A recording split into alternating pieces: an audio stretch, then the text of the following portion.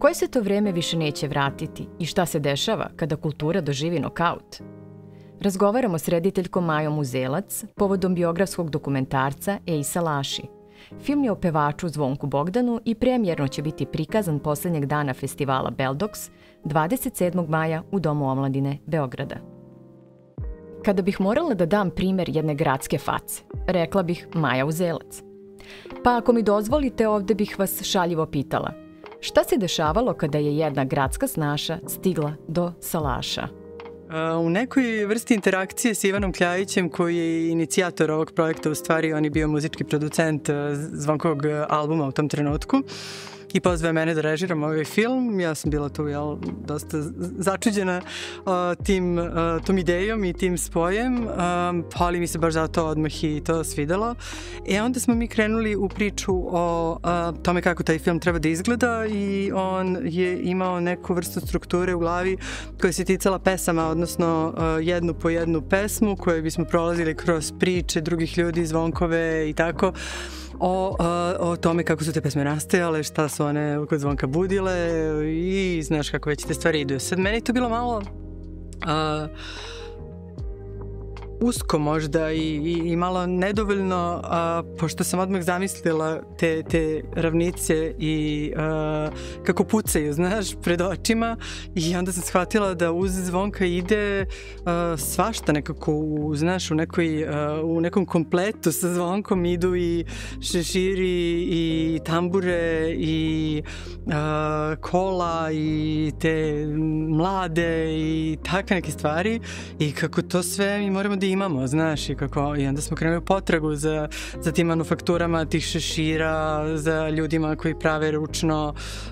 tambure, za tim Adom Kovačem koji je još uvijek živi, koji je potkovice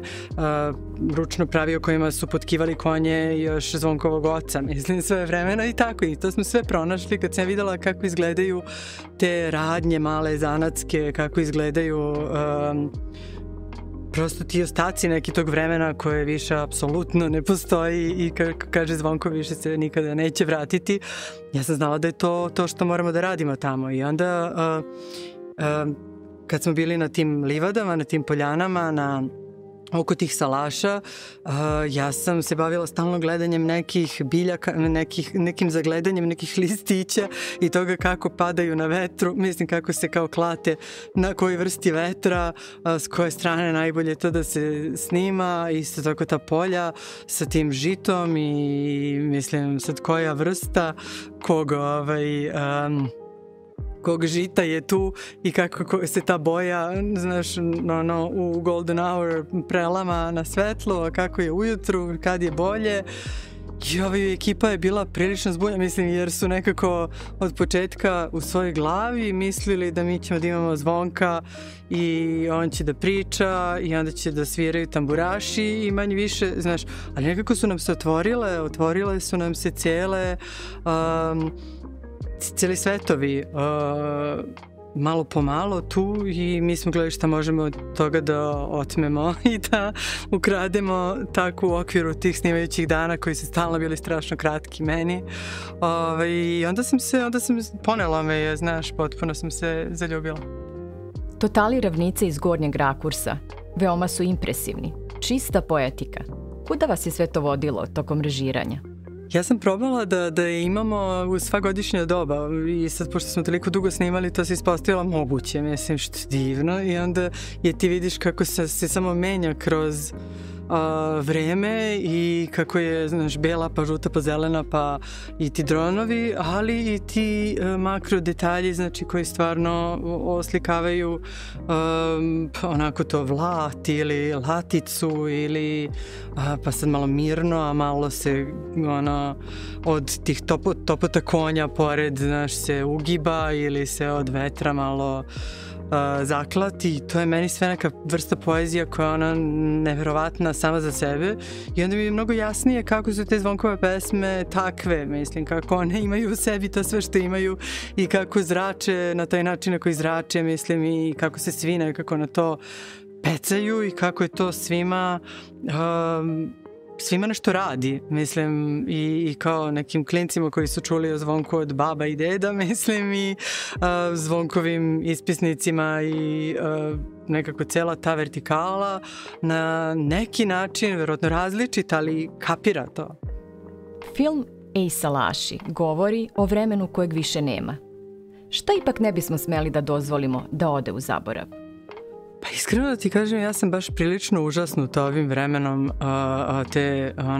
hiperprodukcije, tog merkantilizma, svega i kao sve je moguće i potrebno prodati i sve treba da se kupi. Nekako diram, baš me najiskrenije pogađa i pomera pogled na neke predmete napravljene nečijom jednom rukom. Stvarno dok sam gledala te ljude kako rade, mislim, dok sam gledala Adu Kovača kako pravi potkovicu sa svojih 100 godina koliko ima, mislim, i dalje nesmanjenom tom snagom i entuzijazmom i tom energijom kao da je mladić, znaš, ili nekog mladog dečka koji kako se zove to, manufaktura šešira, Ercegovac, pravi šešir sada na kalupu svojim tim rukicama, tom nekom stavu, znaš, ispravljenom i dostojanstvenom. Ja stvarno to razumem i osjećam, mislim, kao nešto što je ispravno, za razliku od ovog svega što je pogrešno, mislim, i moramo da nekako to shvatimo i da se vratimo. Meni je neverovatno da pojmim da su ljudi uspevali u srednjem veku da prave, mislim, građevine kakve su pravili, a da danas sve što sagrade izgleda kao, mislim, javni WC. Neverovatno je. Mislim, nešto je krenulo gde ne treba. Treba da stanemo i da se vratimo. Mislim, koliko god da to deluje u ovom trenutku nemoguće, ali mislim da će nam i ChatGPT reći jednog od ovih dana, verovatno, bolidi, zaustavite se, sve ste uspeli i napravili kako treba, sad samo treba da se vratite tamo. Mislim, što ne znači da mislim da može da stane vreme, nego kao iz ovoga što smo sada sposobni da uradimo, da uzmemo šta nam treba odande i da ga vratimo u ovu ili neku od ovih tačaka koje sada slede. Da li je kultura doživela nokaut? Ja otkad znam za nju, ona deluje kao da ne može niže pasti, a kada znaš, duplo dno je tu i tu, stalno. Dobro, sad smo stvarno u nekoj tački koja je kritična i gde treba nešto da se slomi, da bi se onda gradilo iz početka, mislim, i to je, sada smo sa svih strana, mislim, ja ne znam, to je tek velika tema, mislim, kad se krene o arapskoj kulturi, o američkoj kulturi, o svim tim stvarima o kojima sada nemamo vremena pričamo jer nije to tema, mislim, ali činjenica da je da se ne zna gde je dramatičnije, mislim, u ovom trenutku stvarno je stvarno je katastrofa. Sama Evropa je prosto stara i ona je u nekom grču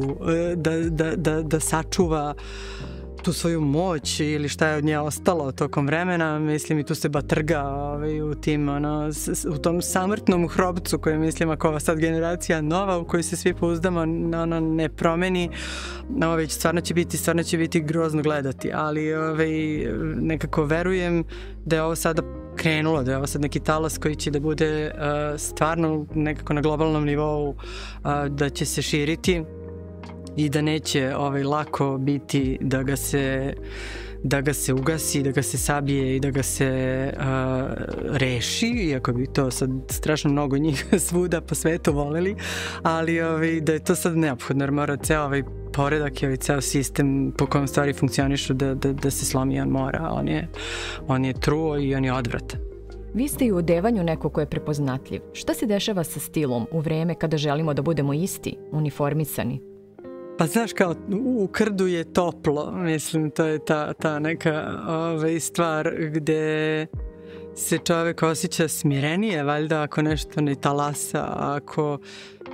i tom svojom pojavnošću kao i svojim delovanjem ne izaziva previše pogleda i nego nekako se utapa u tu masu i nekako sam sebi daje utisak da je to što radi i to kako se ponaša i to što on jeste, da je to ispravno samim tim što je još u toliko primeraka to oko njega viđeno, ali gde je to zabava? Mislim, to je ono što mene zanima, jer ja ceo život želim da se zabavljam, što je jedna stvar, a drugo da nešto otkrivam i da nešto novo sama kroz sebe izbacujem. Mislim, prvo sama sebi donosim, a onda sama iz sebe dajem. A kako to da radiš ako ništa ne probaš? Mislim, ne se ne odnosi sada samo na modu, naravno na oblačenje, te stvari odnosi se na sve što čovjek u životu radi. No, ali počeš i od toga da se ti probudiš ujutro, da treba da izađeš iz kuće i zašto ti sebi ne bi napravio tu vrstu neke male svečanosti ili zabave ili nekog kao kreativnog outleta ili ne znam, da ti nešto malo kreiraš sam sa sobom u ogledalu kao neku kombinaciju oblika, boja, nekih, ne znam, dezena, faktura, svetlo kako se to odbija i da u tome uživaš koliko možeš i da kažeš na kraju, vidiš, kao da je crtež i onda izađeš iz kuće i možda imaš čak i neku ulogu tog dana koja je, znaš, malo drugčija od one od juče i to sve nekako pokreće, puni, raduje i vodite ka nekim stvarima koje bi dalje mogao da radiš, znaš, nekako je to, meni je to sve zajedno, to mi je sve jedno. Kako vam je u tom smislu prijala saradnja sa Konstraktom? Pa mislim da smo Konstrakte i ja dosta različite, a opet da jako dobro možemo da imamo nekog kapaciteta da jako dobro sagledamo ono što je posebno u ovoj drugoj i da smo na to uspeli da strašno prirodno da se nadovežemo i da nekako razmišljamo kao jedna glava otprilike i da je to moglo da onda i napravi to što je napravilo, znaš, da nekako prebaci rampu i da sve to što su slike, što su zvukovi, što je neka filozofija iza svega toga, da time, znaš, zapljusne sad sve te ljude koji to uopšte nisu očekivali i koji nikada nisu slušali ništa slično, voleli ništa slično i nisu ni kapirali da tako nešto možda postoji, znaš. Na Beldoksu biće prikazano više biografskih dokumentaraca, a među njima i onaj o Davidu Lynchu. Šta biste nam rekli o njemu kao rediteljka?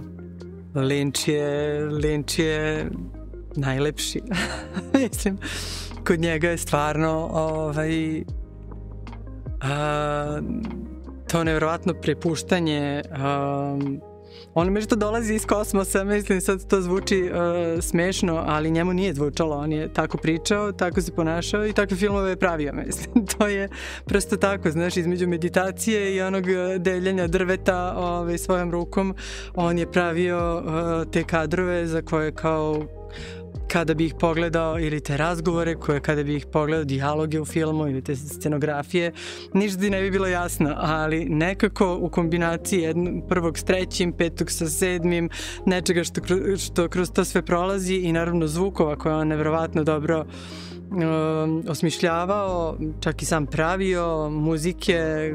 koju je birao bezvremeno, kompletno i koju je i sam proizvodio zaista, bila je jako dobra. Pa on je napravio stvarno neke od komada koje ćemo svi nositi sa sobom nekako dok nas ima. I mislim sad na nekoga je ostavilo utisak, znaš, nešto jedan neki kadar koji je kao odavde negde iz Drugstore ili iz Karmakome, mislim, tako mističan s nekim crvenim zavesama i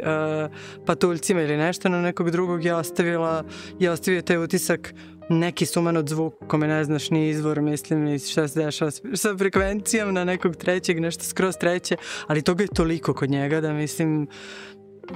ako si u stanju da, znaš, i 3 ili 5 od tih segmenata zajedno pojmiš, mislim, ti si već nekako se prebacio u drugu dimenziju. Mislim, već si sam sebe izdigao iz ove tačke. mislim, ali ostavio strašno puno toga i meni to bitno i onda se nisam ni potresala u stvari, a i drugo s tim smrtima imam neki odnos onako prilično sada već izgrađen jer sam imala prilike da ga izgradim, jel? A to je da ja te ljude koji umru tako osjećam, tu su sve vreme i mogu s njima i da pričam i potpuno mi je to normalno jer je nemoguće da ta količina energije, da ta količina duha, da to sve što je unutra nestane, to ne može da nestane, to može samo da promeni oblik i taj oblik je promenjen,